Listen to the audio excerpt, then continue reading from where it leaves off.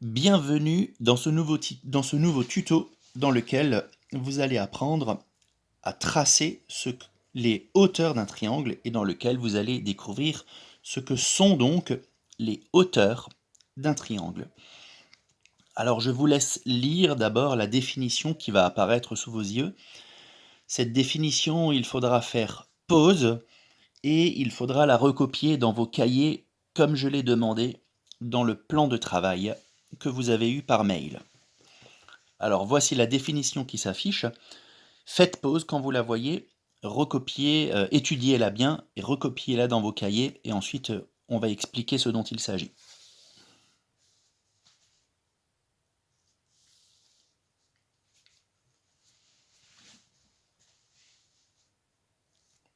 Alors les hauteurs, on va la relire ensemble.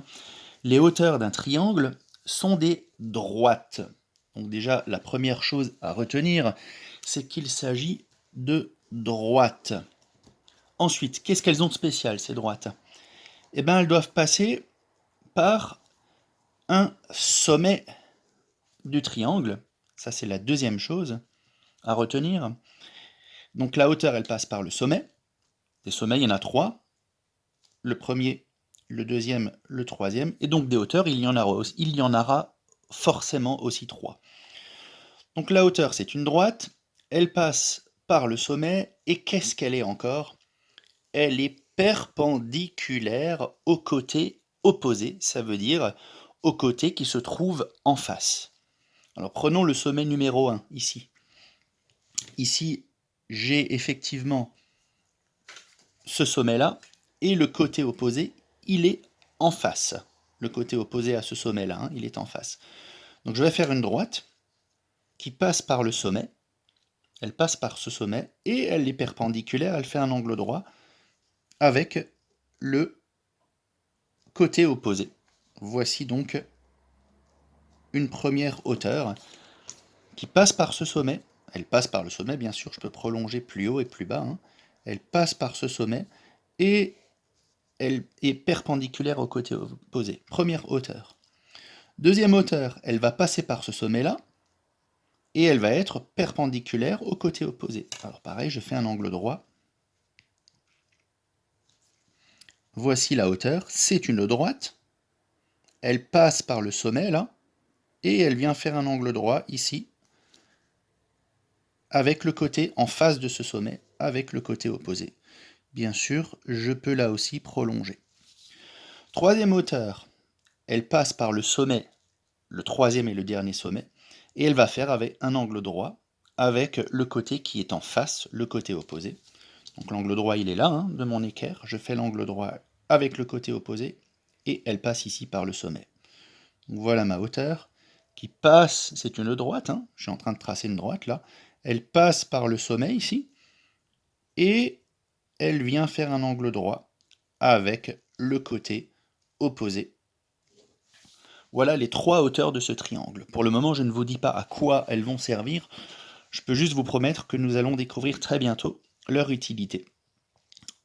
En mesure, elles vont permettre de mesurer quelque chose du triangle, mais je ne vous dis pas encore quoi.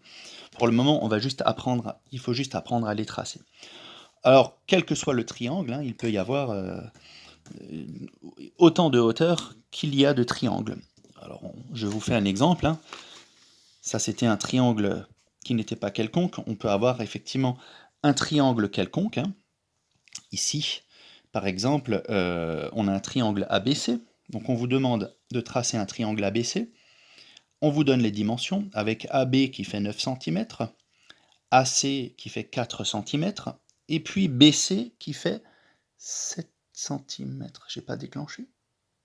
Si, pardon, j'ai cru qu'il y avait une erreur. Et BC qui fait 7 cm. Donc on vous demande de tracer la hauteur issue du sommet C et qui est perpendiculaire au côté opposé. Alors, on rappelle toujours, qu'est-ce qu'on fait dans ce cas-là? Toujours faire un schéma. Il s'agit d'un triangle, donc je fais mon schéma à main levée. Voilà, mon schéma à main levée. Comment s'appelle ce triangle? Il s'appelle ABC, donc je note les sommets, A, B, C. Que me dit la consigne? AB ça fait 9, Donc j'ai ici 9 cm. AC, ça fait 4 cm. Donc ici, j'ai 4 cm. BC, ça fait 7 cm. BC, donc ici, j'ai 7 cm. Maintenant, je n'ai plus qu'à tracer avec les outils proprement. Alors, je commence par AB, qui va me faire 9 cm. Je trace un segment qui fait 9 cm tout pile. Je l'appelle AB. Ensuite, vous savez que les deux derniers côtés d'un triangle quelconque se tracent avec le compas. Donc maintenant, je vais tracer l'autre côté qui fait AC, 4 cm. Vous aurez à faire la même chose tout à l'heure dans le plan de travail, donc regardez bien la technique. Je prends 4 cm, je trace un arc de cercle qui fait 4 cm. Voilà. Ensuite, j'ai le côté BC qui doit faire 7 cm. Donc avec ma règle, je prends 7 cm, je pique ici, je fais un deuxième arc de cercle et je peux terminer de tracer mon triangle. J'aurai bien le côté BC qui va faire 7 cm. Voici la preuve. Et ensuite, BC, je n'oublie pas le sommet. Le côté AC qui doit faire 4 cm.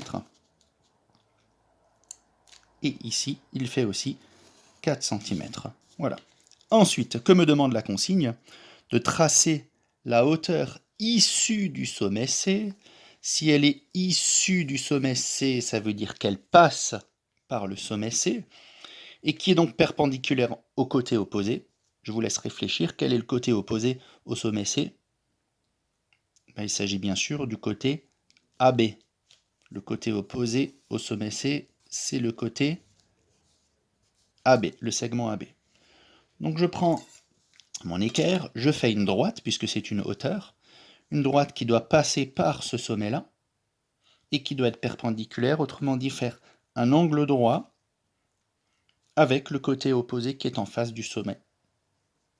Donc je fais attention à bien positionner mon équerre. Je trace ici la droite qui passe par le sommet C, qui fera un angle droit avec le côté opposé. Et puis bien sûr, je la prolonge ensuite. Et voilà, j'ai tracé ici la hauteur qui est issue du sommet C, qui passe par le sommet C, et qui est perpendiculaire au côté opposé. Vous aurez exactement le même type d'exercice à faire maintenant dans votre cahier. Vous l'avez par mail dans le plan de travail, où je vous demande de tracer un triangle quelconque qui s'appellera cette fois-ci non pas ABC, mais il s'appellera DEF, et il y aura une hauteur de ce triangle à tracer. Bon courage et bon travail!